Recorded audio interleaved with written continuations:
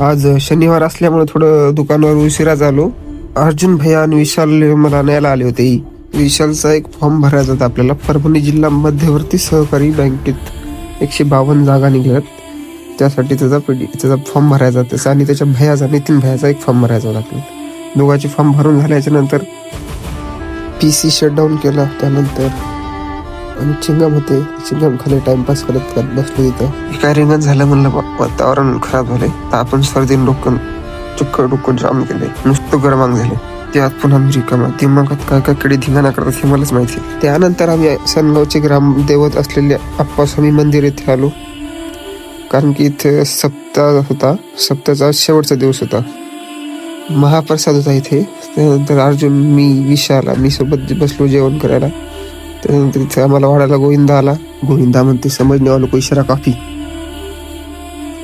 यांना एवढं जेवण फुल झालं की याला गाडी तोले झाली. गाडीच पडली.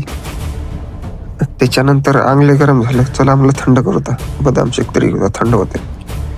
आणि त्याच्यानंतर जे नव्हतं व्हायचं तेच झालं शेवटी. संध्याकाळी खूप ताप आली.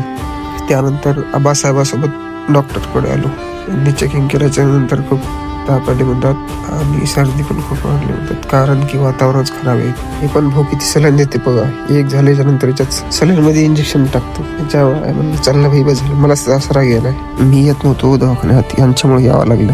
हे पुन्हा बॉटली दुसरं एक सलाईन लावलं की कलर बदलला सलाईन. आपण अरे बापरे कलर बदलला की आधी भीती वाटते.